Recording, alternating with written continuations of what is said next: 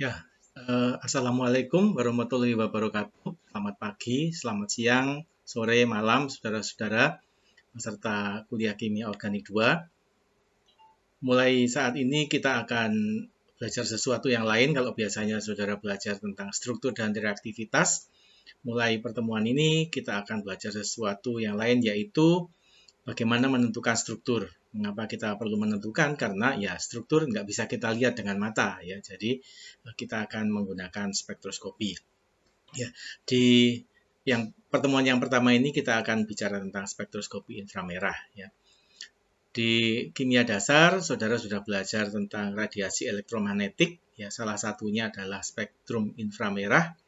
Di sana sudah belajar bahwa benda-benda yang mengeluarkan panas itu mengeluarkan radiasi inframerah, sehingga pada masa pandemi COVID ini ya suhu badan kita bisa ditentukan dengan termogan ini tanpa menyentuh. Karena apa? Karena badan kita mengeluarkan radiasi inframerah yang energinya tertentu, bisa dikonversi ke suhu.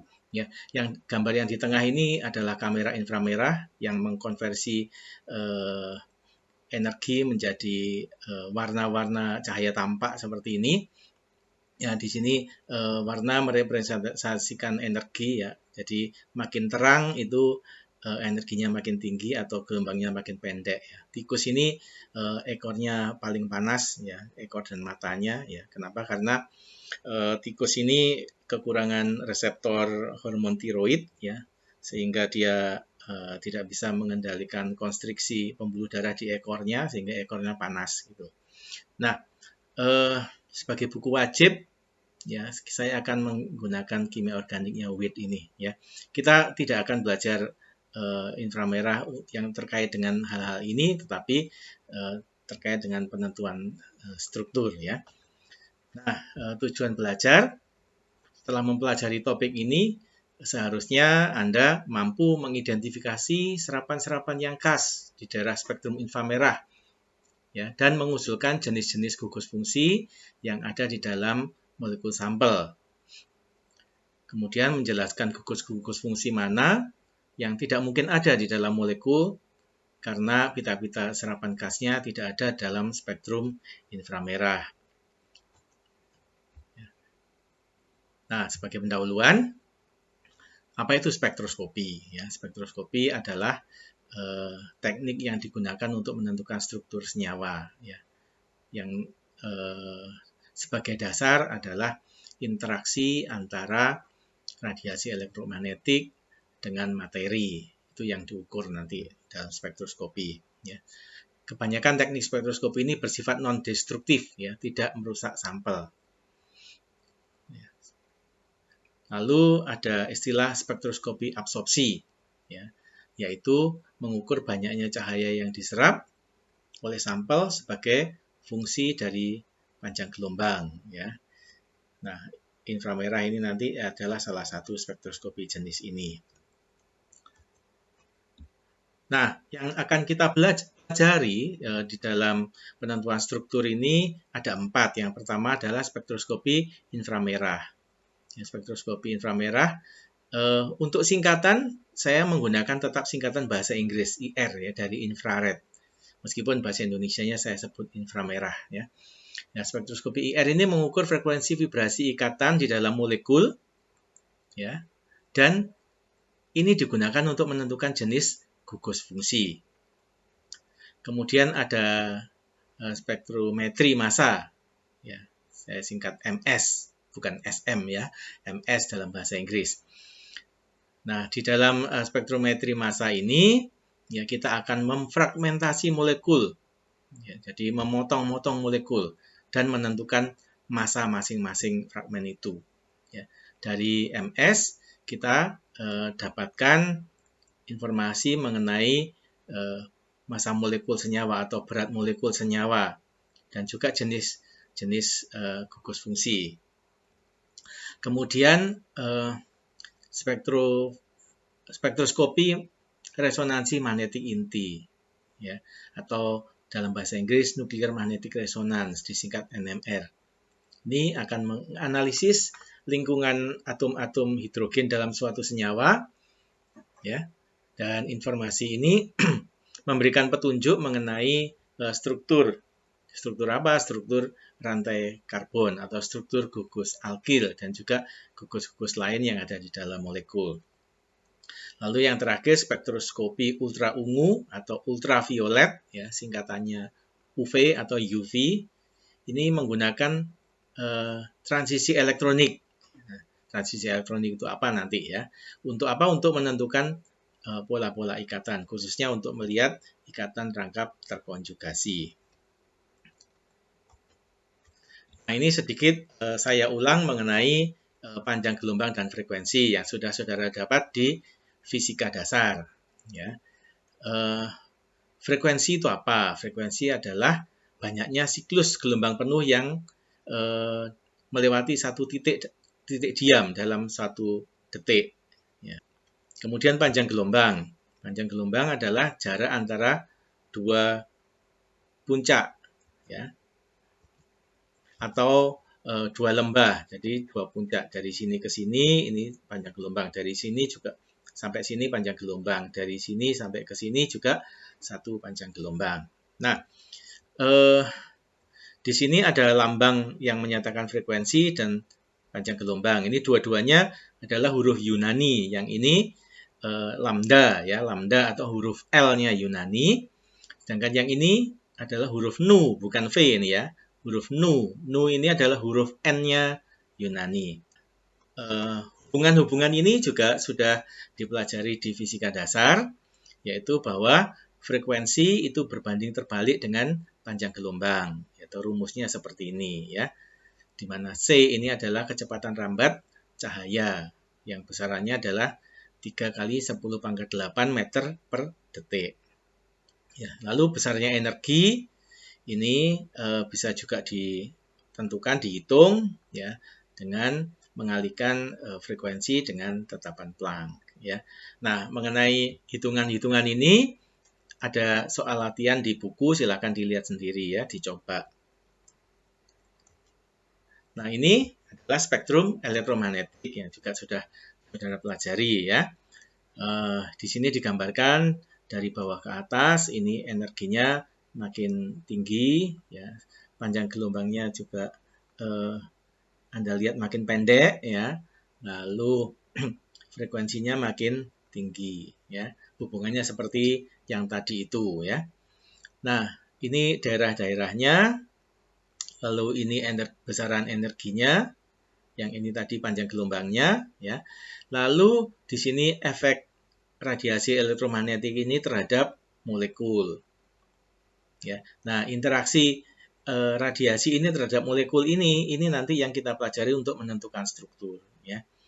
Misalnya untuk gelombang radio ini akan berakibat pada transisi spin inti seperti ini. Lalu gelombang mikro ini menyebabkan rotasi molekul seperti ini, berotasi mengikuti gelombang.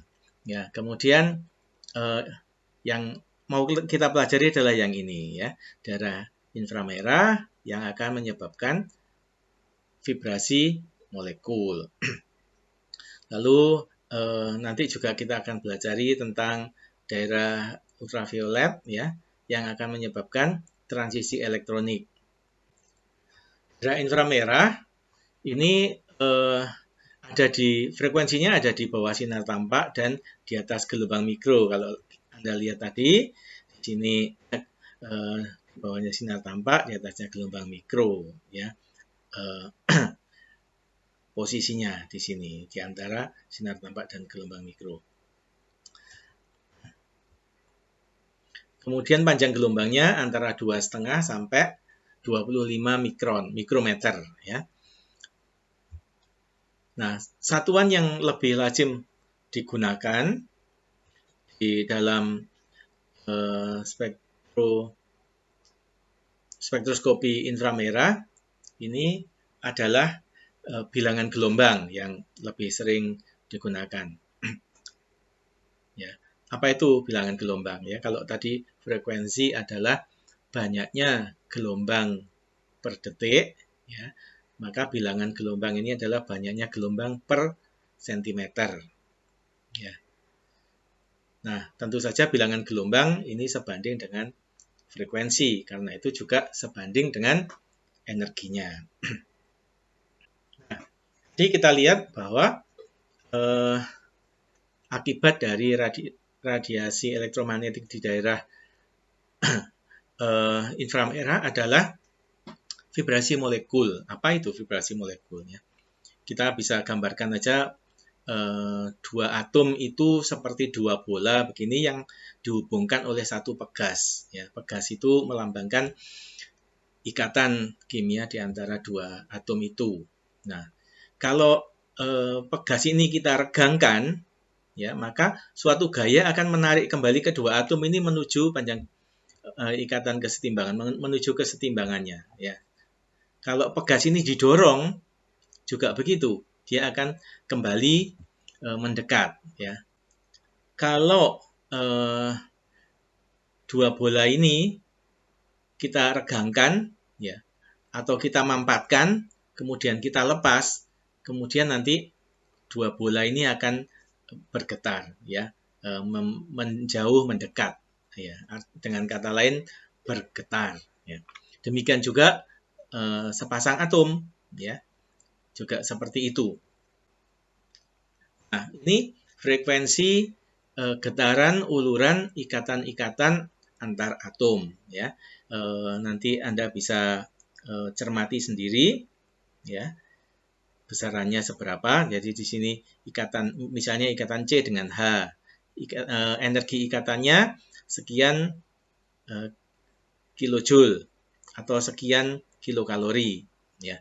Lalu frekuensi ulurannya, frekuensi menjauh mendekatnya sekian, ya, 3000 gelombang per detik, ya. Dengan meningkatnya massa atom, maka frekuensi akan menurun, ya. Anda bisa bayangkan saja kalau punya satu benda, Anda ikat dengan karet, lalu benda itu Anda jatuhkan, ya, maka benda yang lebih berat akan berfrekuensi lebih lambat, ya, dibanding benda yang lebih ringan. Ya, di sini juga berlaku hal yang sama. Lalu semakin kuat ikatan, ini frekuensi makin meningkat. Kalau Anda bandingkan ikatan tunggal dengan ikatan rangkap, frekuensinya akan lebih tinggi yang rangkap, karena ikatan rangkap lebih kuat. Sama seperti kalau Anda punya satu benda, ya, Anda ikat dengan satu utas karet, ya, Anda bandingkan dengan dua utas karet, maka yang dua utas karet itu kan lebih kuat, sehingga frekuensi getarannya akan lebih tinggi. Ini modus-modus vibrasi. Ya. Jadi modus-modus vibrasi ini apa? Ya, misalnya saja kita punya molekul air itu H2O. Ya. Air itu memiliki 3 modus vibrasi. Ya, apa saja? Mengapa? Ya. Yang pertama rumusnya dulu, ya. Ya, kalau ada atom N, sejumlah N, maka modus vibrasinya ada 3N dikurangi 6, ya. Kalau air ada 3 atomnya, ya, maka modus vibrasinya ada 3. 3 itu apa? Yang pertama, ini vibrasi ulur antara O dengan H, ya. O dan H ini menjauh mendekat. Ini juga sama. Nah, bedanya yang ini mendekat dan menjauhnya bersamaan. Yang ini berlawanan arah. Jadi ini disebut vibrasi ulur simetri, yang ini vibrasi ulur asimetri.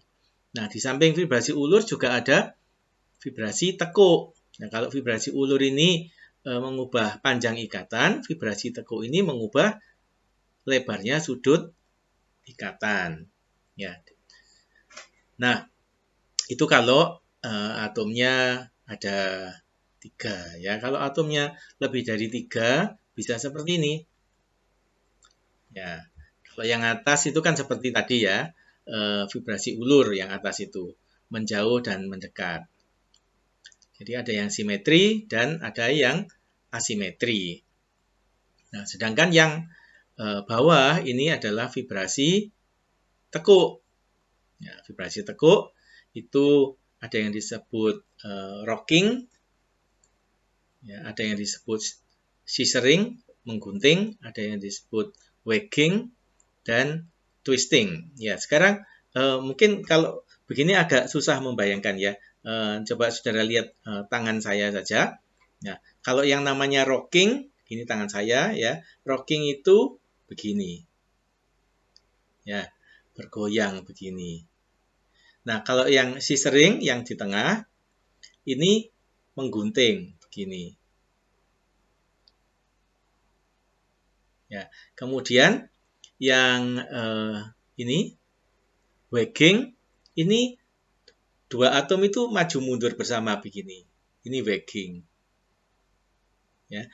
Lalu yang terakhir ini twisting. Twisting ini maju mundurnya gantian begini. Ya, itu macam-macam atau modus-modus vibrasi. Nah, masing-masing vibrasi ini energinya berbeda. Karena itu frekuensinya berbeda. Nah, interaksinya dengan radiasi inframerah juga berbeda. Karena itu maka kita bisa memanfaatkannya untuk menentukan struktur. Dalam hal ini menentukan gugus fungsi. Ini contoh spektrum inframerah. Ya, spektrumnya seperti ini. Di atas ini ada panjang gelombang. Nah, untuk spektrum yang sekarang biasanya tidak dicantumkan karena jarang dipakai ya. Orang lebih suka menggunakan yang di bawah ini yaitu bilangan gelombang ya. Anda perlu membiasakan diri untuk melihat skala dari bilangan gelombang ini ya. Di sini skalanya tidak sama. Skalanya ada 3 macam, yaitu yang pertama yang di sini lebar-lebar ini ya dari 600 sampai 1000. Kemudian dari 1000 sampai 1200 ini beda, lebih apa istilahnya kalau bahasa Jawa itu lebih rengket, lebih apa itu?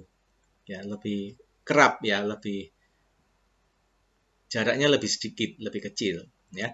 Lalu di antara 2200 sampai 4000 ini lebih kecil lagi ya. Jadi Anda perlu membiasakan melihat skala-skala ini bahwa ini skalanya berbeda. Ya.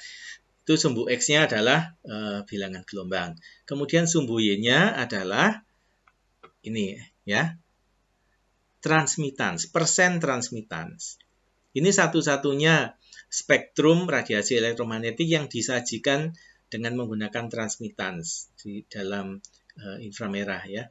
Kalau yang lain biasanya tidak begini ya. Ini khas inframerah. Nah, jadi kalau tidak ada radiasi yang diserap oleh sampel kita, maka transmitannya 100. Jadi baseline-nya ada di atas ya. Kalau ada serapan maka kurvanya akan turun. Kalau serapannya menurun akan naik lagi. Demikian seterusnya ya. Ini spektrum IR seperti itu. Ya.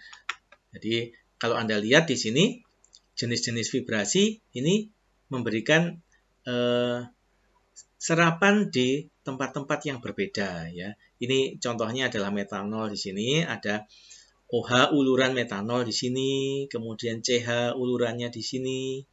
Ya, lalu di sini ada vibrasi tekuk yang scissoring tadi. Ya, ini ada vibrasi tekuknya OH. Di sini ada vibrasi tekuknya CH yang rocking. Lalu ini CO yang stretching. Lalu ini yang CH yang twisting begitu ya. Nah, nanti kita akan pelajari lebih lanjut. Lalu di sini mungkin yang perlu diingat ya, ketutupan badan saya. Nah, di sini ada daerah yang disebut daerah sidik jari. Nanti setelah ini kita bahas ya. Nah, daerah sidik jari.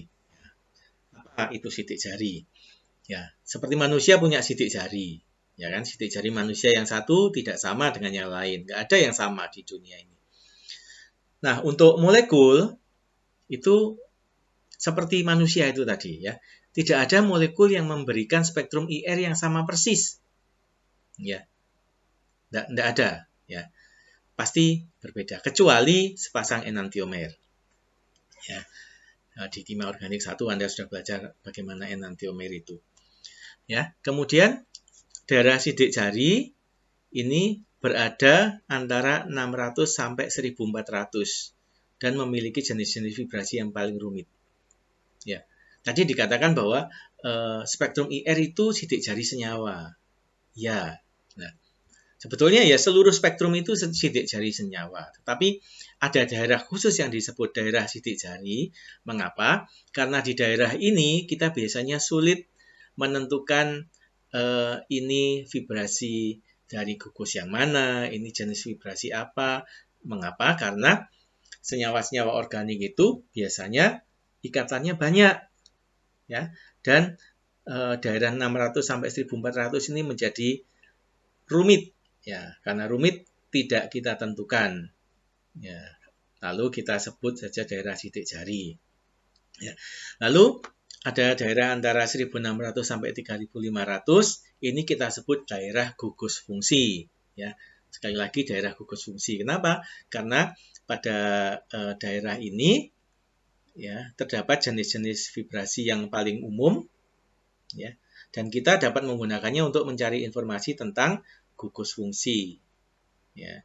Gugus fungsi yang ada di dalam sampel kita. Nah, berikutnya saya akan membahas pengaruh medan listrik terhadap ikatan polar. Ya, ikatan polar, misalnya ini sebagai contoh aja asam fluorida ya, HF. Ikatan polar ini biasanya kalau dulu Anda belajar di kimia organik 1, ya, Anda beri tanda ini, vektor, ya, tanda vektor menunjukkan bahwa di sini ada momen dipol atau ada momen dwikutub, ya. Nah, kita bisa gambarkan itu seperti ini lagi, ya, seperti dua bola dengan pegas tadi, ya. Jadi ada momen dipol ke sana. Nah,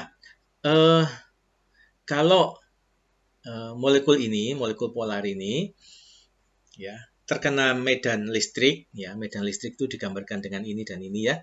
Medan listrik itu bolak-balik arahnya. Nah, dua medan listrik ini berpengaruh terhadap ikatan polar, ya.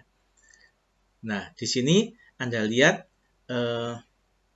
gaya dari medan listrik ini akan menggerakkan muatan yang positif searah dengan medan listrik. Anda lihat ini juga searah dengan medan listrik, ini juga, ya.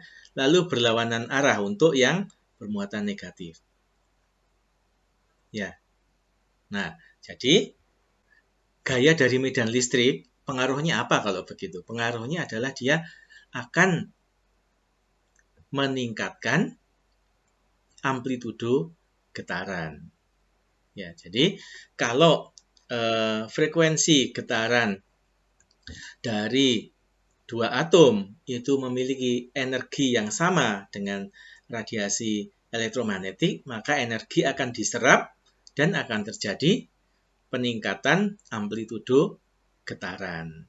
Nah, dari sini juga Anda belajar bahwa hanya ikatan-ikatan yang momen dipolnya berubah dengan adanya medan listrik yang akan teramati pada spektrum inframerah.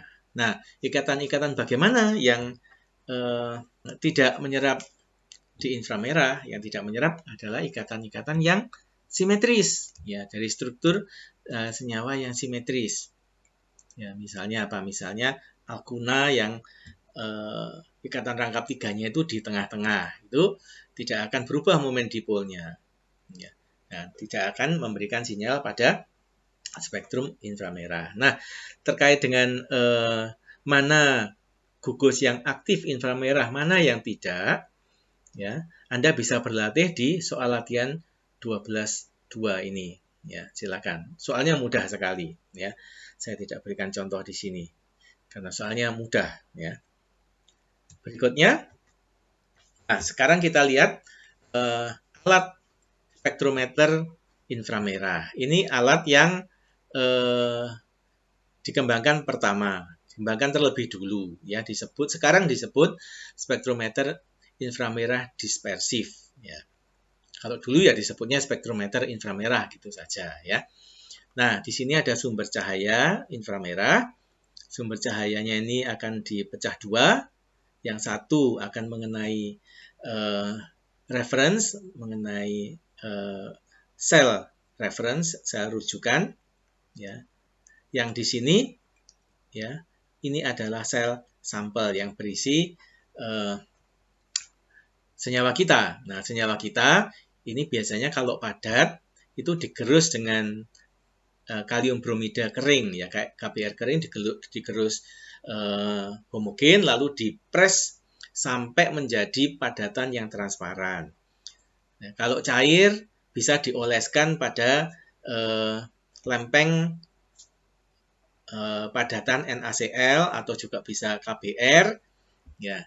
Kalau gas bisa Anda masukkan ke dalam sel, ya. Demikian juga kalau padat atau cair juga bisa Anda buat larutan, ya.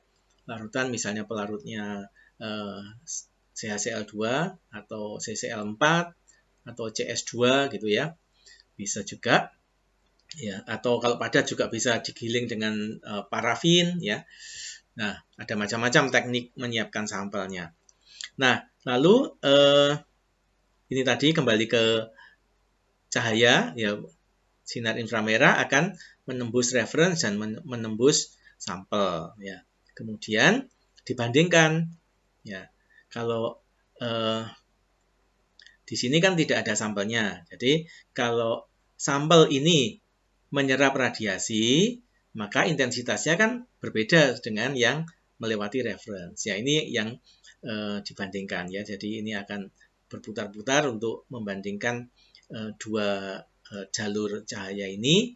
Lalu di sini ada monokromator yang memisahkan panjang gelombang atau frekuensi satu dengan yang lain, ya.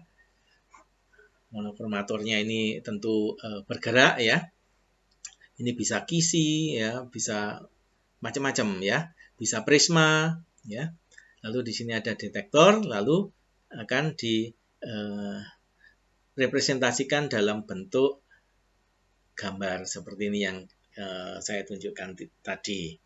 Nah, ini alat yang disebut alat dispersif. Yang alat dispersif ini ada mengandung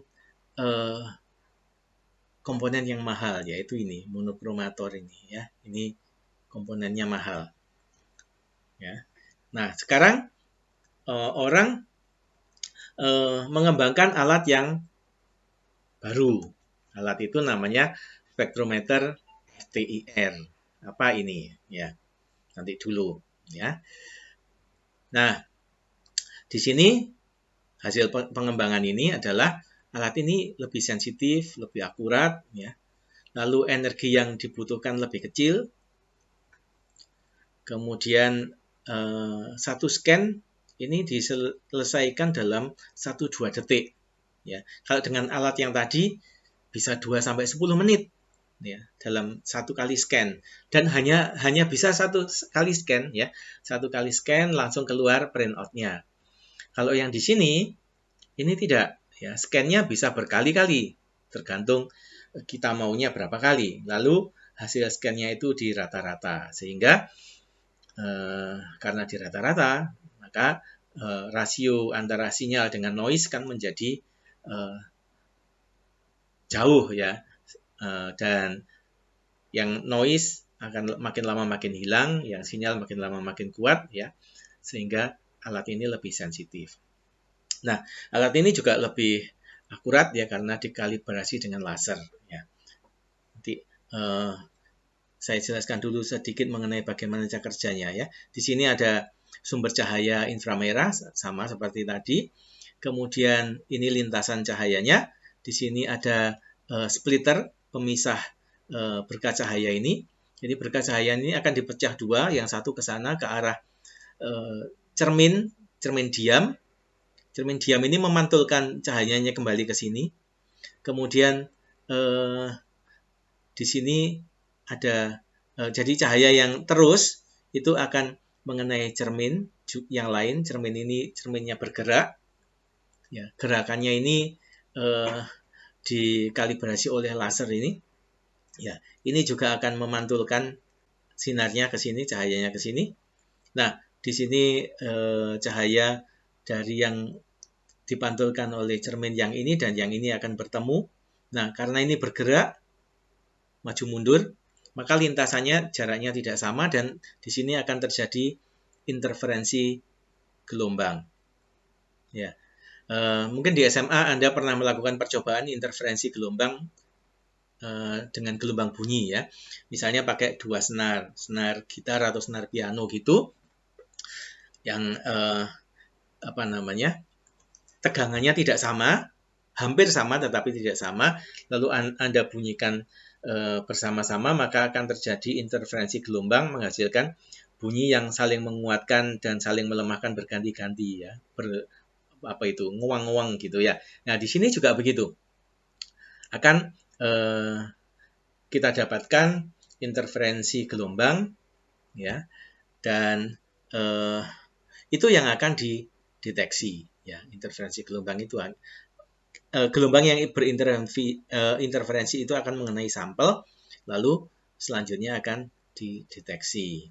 Nah, yang tampak pada detektor adalah namanya interferogram. Ya, interferogram ya seperti ini ya. Nah, kemudian ya interferogram ini disebut sinyal domain waktu ya karena direkam berdasarkan di sini sumbu Y-nya ini waktu ya. Di rekamannya bisa berkali-kali kemudian di rata-rata. Lalu komputer akan menggunakan sebuah algoritma yang disebut transformasi Fourier akan mengubah sinyal domain waktu ini menjadi sinyal domain frekuensi seperti ini. Ya, seperti alat yang tadi yang pertama ya. Jadi alat ini menjadi sangat efisien ya. Sumber cahayanya juga lebih awet karena tidak perlu lama-lama kerjanya ya. Nah, berikutnya kita akan lihat frekuensi-frekuensi atau serapan-serapan gugus-gugus fungsi. Ya, yang pertama ikatan karbon dengan karbon. Ya, ikatan yang lebih kuat akan menyerap pada frekuensi yang lebih tinggi. Ya, nah ini yang tunggal lebih lemah dari yang kuat. Dari yang rangkap 2. Yang rangkap 2 lebih kuat dari yang rangkap 3. Jadi frekuensinya makin tinggi. Ya, kalau saya ngomong frekuensi, ya boleh saja meskipun di sini satuannya bilangan gelombang ya, karena bilangan gelombang dan frekuensi itu sebanding. Kemudian konjugasi ini akan menurunkan frekuensi. Ya, Anda ingat apa itu konjugasi? Ya, seperti ini konjugasi, rangkap, tunggal, rangkap. Nah, di sini ikatan tunggalnya tidak murni tunggal. Ya. Ikatan rangkapnya tidak murni rangkap. Di sini ada overlap. Sehingga sifat ikatan rangkap ini berkurang, sifat ikatan tunggal ini meningkat. Ya. Nah, itu yang menyebabkan frekuensinya turun karena kekuatan ikatannya lebih rendah dibanding ini. Ya.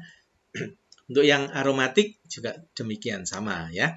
Kalau dulu di KO1 Anda belajar senyawa aromatik, di sana dikatakan bahwa ikatan pada benzena itu bukan ikatan tunggal, bukan ikatan rangkap, tetapi ikatan 1,5, gitu kan? Nah, ini juga akibatnya berdampak pada frekuensi serapan juga. Kemudian uluran karbon hidrogen. Nah, karbon hidrogennya ini bisa terikat pada atom karbon tetrahedral, ya. Bisa trigonal, ya, bisa yang lurus, ya kan? Semakin tinggi karakter S, pada orbital hibrida dari karbon, maka ikatannya semakin kuat. Ya, di sini kan ini sp3, jadi S-nya ini hanya 1/4. Ya, di sini sp2, S-nya 1/3. Ya, sini sp, S-nya setengah. Jadi makin ke bawah, karakter S-nya makin kuat, dan di sini juga frekuensinya makin tinggi. Ya, itu karbon hidrogen. Kemudian, nah ini spektrum alkana. Ya. Alkana itu CC dan CH saja ya. Di sini frekuensi uluran dan tekuan untuk ikatan CH dan CC saja yang ada di sini. Ya, ini contohnya oktana ya. Nah, uluran CH ini di sini letaknya. Antara 2.800 sampai 3.000. Ya, lebar begini. Nah, hampir semua senyawa organik, atau bisa dikatakan semua senyawa organik pasti mengandung gugus alkil. Ya, karena itu selalu ada serapan CH di daerah sini. Ya. Nah, untuk alkana seperti ini, ya, nilai pentingnya spektrum ini bukan pada apa yang kelihatan, ya, tetapi pada apa yang tidak kelihatan. Ya, jadi tidak ada serapan lain selain serapannya CH dan CC. Ya, maka senyawanya adalah alkana, gitu ya. Nah, kalau ada serapan yang lain, berarti ada gugus fungsi yang lain. Oke, saya lanjut. Ini alkena. Ya. Nah, serapan terpenting dari alkena itu ada di mana? Ya. Yang pertama ini, ya. Ini adalah ikatan rangkap C dengan C di daerah sini, ya. 1642 kalau di senyawa ini. Ya. Kemudian ini, ya. CH alkena. Dari C yang sp2 ya, pada 3080. Nah, di sini yang perlu Anda lihat adalah ya, puncak-puncak miliknya alkana tadi ada di sini. Ya, karena alkena juga pasti mengandung gugus-gugus alkil seperti alkana ya. Kemudian alkuna. Ya. Alkuna ini alkuna terminal atau alkuna ujung yang seperti ini ya, yang seperti ini ya. Di sini ikatan rangkap tiganya muncul di daerah sini. Nah, lalu alkuna ujungnya di daerah sini, lebih ke kiri dibanding alkena tadi kan. Yang ini juga lebih ke kiri dibanding yang tadi alkena di sini ya, karena ikatannya makin kuat.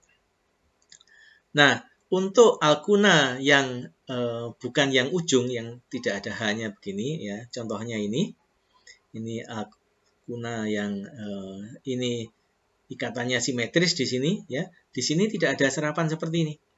Kenapa? Karena momen dipolnya tidak berubah ya, sesuai teori tadi. Jadi nggak ada serapan di sini ya. Ya di sini tidak ada CH, memang nggak punya CH di sini, tidak punya CH alkuna ya kan, jadi memang nggak ada di sini. Itu untuk alkuna. Nah, nanti setelah Anda belajar sampai sini ya, Anda juga latih ya, ada soal latihan juga di situ. Nah, berikutnya vibrasi ulur OH dan NH ya. OH dan NH ini keduanya menyerap di sekitar 3.300, tapi berbeda ya. Nanti kalau sudah Anda berlatih, sudah berpengalaman, Anda akan otomatis tahu bedanya. Ya, bedanya kalau OH itu biasanya lebih lebar daripada NH dan ujungnya tumpul. Ya, ujungnya tumpul kecuali kalau tidak berikatan hidrogen. Tapi jarang ya ada OH tidak berikatan hidrogen. Nah, amina sekunder ini serapannya lebar dengan satu duri atau satu spike tajam. Ya. Kalau amina primer ini punya dua spike. Ya. Jadi spike ini ya, ini sama dengan banyaknya H. Kalau H-nya 1, spike-nya 1. Hanya 2, spike-nya 2. Ya. Kalau tidak ada H, amina tersier ya tidak ada serapan di daerah 3.300. Ya, karena yang menyerap di daerah 3300 itu NH. Nah, mungkin saya bisa tanya, kenapa yang di sini spike-nya 1, yang di sini spike-nya 2? Ya, kalau Anda ingat modus-modus vibrasi tadi, ya kalau NH-nya 2, maka vibrasi ulurnya ada 2 macam, yaitu yang simetri dan asimetri, dan energinya berbeda ya. Jadi karena itulah menimbulkan 2 spike. Ini spektrum alkohol. Ya. Alkohol menunjukkan vibrasi OH di sini. Di 3300 juga, tapi tumpul tadi ya kan? Tumpul dan lebar. Ya, bentuknya lebar. Karena disebabkan oleh ikatan hidrogen antar molekul-molekul alkohol. Ya. Nah, di sini di daerah sidik jari ada serapan CO, tapi ya ini biasanya meragukan daerah sini karena tumpuk-tumpuk dengan yang lain. Ya. Lalu amina, ya tadi sudah ya ada spike-nya di sini. Ini NH, ya jadi spike-nya ada 1. Ya. Kemudian keton aldehida dan asam karboksilat. Nah, ikatan CO ikatan rangkap atau gugus karbonil dari keton aldehida dan asam karboksilat ini menyerap sekitar 1700. Ya, kalau saya ingat aja 1700 gitu ya. Detailnya nanti dulu. Nanti kalau langsung menghafal detailnya nanti pusing ya. Lazimnya serapan karbonil ini merupakan sinyal yang paling kuat. Jadi dari kalau baseline-nya di atas, dia paling kuat itu artinya sampai ke bawah, ya, sampai ke bawah. Asam karboksilat juga memberikan serapan OH seperti alkohol, ya. Kalau ada OH, ada CO, ya, pikirkan mungkin dia asam karboksilat, ya. Kemudian aldehida ini menunjukkan 2 sinyal CH di sekitar 2700 dan 2800. Ya, ada CO dan ada CH untuk aldehida. Ya, ini aldehida, ada CO dan ada CH. Ya, kalau asam karboksilat ada CO, ada OH, ada CO yang ini. Ya, keton hanya ada CO ini. Ya, berikutnya, ini contoh spektrum IR keton. Ya, ini ada spektrum yang saya katakan kuat tadi. Ya, paling kuat di antara yang lain. Ya, itu biasanya begitu karbonil itu ya. Kemudian aldehida. Nah, aldehida selain CO yang sedikit bergeser ke kiri dibandingkan keton tadi ya, keton dengan 1710 tadi ini 1725 ya. Nah, di sini juga ada ini. Serapan CH ini ya, CH yang ini. Yaitu di sini dan di sini. Ya. Yang ini CH alifatik ya. Oke, lanjut.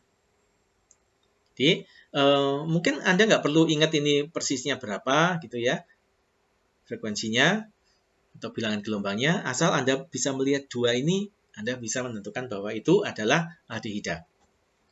Lalu asam karboksilat. Nah, asam karboksilat, nah di sini ada serapannya CO, ya. Lalu ada serapannya OH. Nah, OH-nya asam karboksilat ini sangat berbeda dengan OH-nya alkohol. Kalau OH-nya alkohol, tadi Anda lihat di sini, turun kemudian naik lagi. Begini bentuknya. Kalau ini, bentuknya miring ke kanan, sampai nabrak dengan CH alifatik ini. CH ulur dari gugus alkil ini. Ya. Jadi kalau Anda melihat yang seperti ini, jangan ragu-ragu bahwa ini adalah asam karboksilat. Ya, berikutnya nanti juga Anda latih. Lalu ini karbonil terkonjugasi. Ya. Terkonjugasi, jadi Anda bisa lihat panah kepala ganda ini perpindahan elektron yang warnanya hijau, bukan yang biru ya, yang hijau ya. Ini akan menghasilkan ini. Jadi ikatan ini adalah antara ikatan rangkap dan ikatan tunggal seperti ini. Ini juga menyebabkan frekuensi sedikit bergeser ke arah kanan. Ya, kalau Anda lihat ini di bawah 1700 semuanya. Ya, nah ini pentingnya ikatan rangkap terkonjugasi dari karbonil ya. Nah, ini amida. Amida juga mengalami resonansi ya, seperti halnya enon tadi itu. Ya, terkonjugasi juga ya, seperti ini terjadi perpindahan elektron, hasilnya ini ya, ini juga serapannya ada di bawahnya 1700 ya, di sini 1640 ya, 1640 sampai 1680. Ini spektrum IR amida sebagai contoh ya. Di sini ada CO karbonil, kemudian di sini ada spike-spike dari NH ya. Kemudian untuk karbonil yang di atas 1725 itu menunjukkan lazimnya itu ester ya. Nah, ini. Nah, 1735 ini ya, ini 1738. Yang ini agak lebih ke kiri lagi. Sebabnya apa? Sebabnya adalah ini ikatan siklik ya, struktur siklik 4 anggota ini sangat tegang ya. Kalau struktur yang tidak tegang kan 6 anggota ya. Di sini hanya 4. Jadi sangat tegang ya, ini menyebabkan C ini dia ikatan CO-nya ini lebih kuat dan lebih kaku ya. Sehingga frekuensi getarannya lebih tinggi. Lalu ini CN, karbon dengan nitrogen ya. Ikatan rangkap tunggal rangkap 3 ini juga makin tinggi frekuensinya. Lazimnya serapannya kuat untuk ini ya. Kalau dibandingkan dengan CC ini lazimnya serapannya lebih lemah ya, meskipun mungkin ada sedikit kemiripan letaknya antara dua ini ya, tapi intensitas serapannya berbeda. Nah, ini nitril ya, di rangkap 3N dia menyerap di sini ya. Serapannya kuat dan tajam sekitar 2200 sampai 2300 di sini. Ya, ikatan nitril ini lebih kuat dibanding alkuna ya, karena apa? Karena lebih polar ya. Oke, saya lanjut. Nah, nanti silakan diselingi latihan. Nah, ringkasannya kita bisa menggambarkan seperti ini ya. Ini daerah sidik jari, daerah vibrasi tekuk macam-macam gugus ini sulit diamati kecuali strukturnya sangat sederhana. Lalu di sini daerah ikatan rangkap CC, CO dan CN ya. Di sini ikatan rangkap 3. Kemudian di sini vibrasi ulur ikatan-ikatan tunggal ini ya. Secara sederhana peta korelasinya seperti ini. Kalau mau lebih detail seperti ini ya. Anda bisa lihat sekitar 3.300 ini ada apa saja, alkohol, amina dan alkuna, tapi apa bedanya ya. Demikian seterusnya, nanti bisa Anda cermati ya. Saya agak cepat karena supaya media penyimpanannya tidak terlalu besar. Nanti kalau saudara ingin lebih lambat ya silahkan atur kecepatannya atau atur pakai pause and play gitu ya. Silahkan saja atau rewind ya. Lalu berikutnya ini sekarang contoh soal. Nah, tentukan gugus-gugus fungsi yang ada pada senyawa yang memberikan spektrum IR sebagaimana tercantum di bawah ini. Ini soalnya. Ya, Anda diminta untuk menentukan ini ada gugus-gugus apa saja sih, gitu ya. Caranya bagaimana?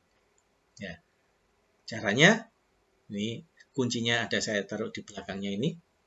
Ya, lihatlah spektrum dan carilah puncak-puncak di luar daerah sidik jari yang tidak menyerupai serapan alkana. Ya.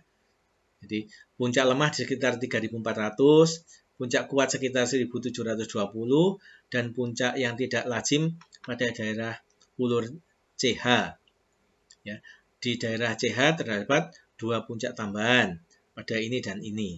Ya, ini adalah puncak-puncak yang bukan alkana. Nah, kemudian setelah ini lalu kita pikirkan apa itu puncak-puncak yang bukan puncaknya alkana, ya. 1725 yang kuat, ya. Ini 1725 yang kuat, ya. Kita lihat paling sampai bawah ya, jadi dia paling kuat.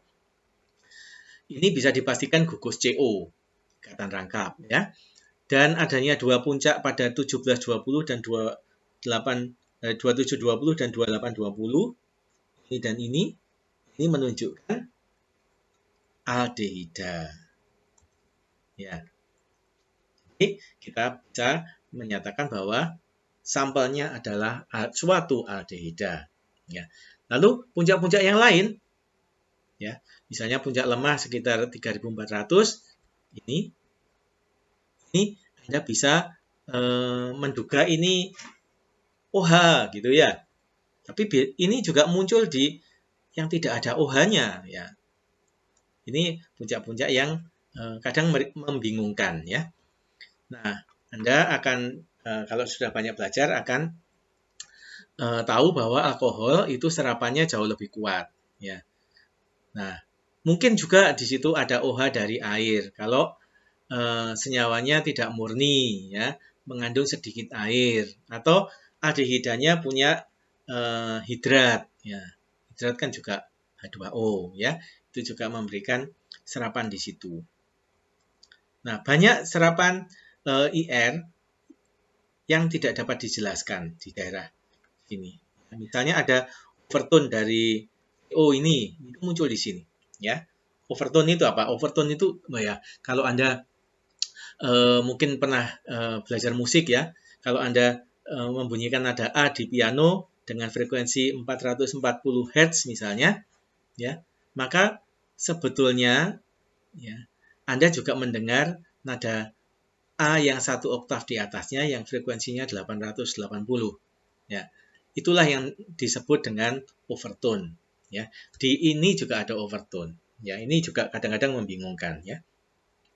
Tapi nggak usah dihiraukan yang terlalu detail seperti itu ya. Spektroskopi inframerah punya kekuatan dan keterbatasan ya. Antara lain keterbatasannya adalah dengan IR saja kita tidak bisa menentukan struktur. Ya, Anda sudah membuktikan tadi, hanya bisa menentukan jenis gugus fungsi. Lalu beberapa sinyal bisa meragukan, contohnya tadi itu di daerahnya OH tadi itu ya. Lalu gugus fungsi biasanya diindikasikan. Ya, biasanya diindikasikan. Tidak bisa betul-betul dipastikan.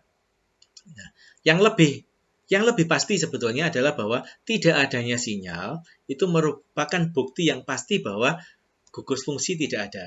Misalnya di daerah alkohol tidak ada sinyal, berarti di daerah OH tidak ada sinyal, berarti memang tidak ada gugus OH. Tetapi kalau di daerah OH ada sinyal, belum bisa dipastikan bahwa ada OH. Itu maksudnya ya. Nah, pembandingan spektrum IR yang kita dapat dari sampel dengan